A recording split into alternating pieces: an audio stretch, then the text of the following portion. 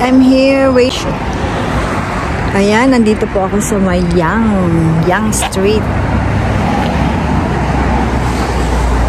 Hinaantay ko po si Elsa kasi may kakain daw po kami dito sa Madame Saigon Vietnamese Eatery for her birthday. Vietnamese food. Yan, Madame Saigon Vietnamese Eatery. Andito na po kami kay Madame Saigon. Ayan, Madame Saigon. Ayan po ang birthday celebrant. Happy birthday to you. Happy birthday to you. Happy birthday, happy birthday, happy birthday to you. At iyan naman po ang aming pandangal na bisita. Si Nida. Happy birthday. Happy birthday to you. Oh, yan. Nagkanta na rin po siya. May isa pa po kaming inaantay. F4 po yun. Yung pang-apat. Para naman, may sulit yung kakainin ko, kaya ko kumanta. Dagdagan mo at maraming pangbayan ito ang birthday celebrant. Madam, sige na. Lista mo na yan. Madam, panoorin mo tong vlog ko, ha? At ikaw ang bida dito. Bakit naman ako ang yun na nga paano ko mapapanood? Hindi naman ako nakaka-subscribe sa inyo. Paano yan? Kahit naman hindi ka nakasubscribe pa yung panoorin i-ano mo lang sa i-search mo lang.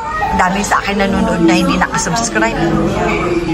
I-search ko lang yung Kainaman in Canada. Ayan na po ang aming itong best friend na hindi nakasubscribe. Wasted.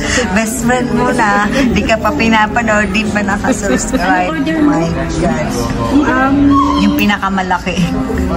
Pero hindi na lang. Seafood noodle soup na lang. Oh, yun nga. Sarap.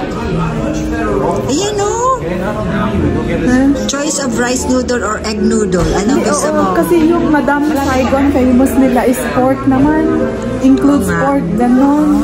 Oo nga. Includes pork slices.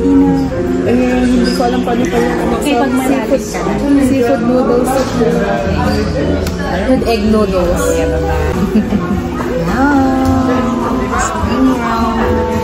Ako? Ako na lang dito? Ayan sila. Wala na ni Matay. May problema pala. Huwag lang maingay. Simot.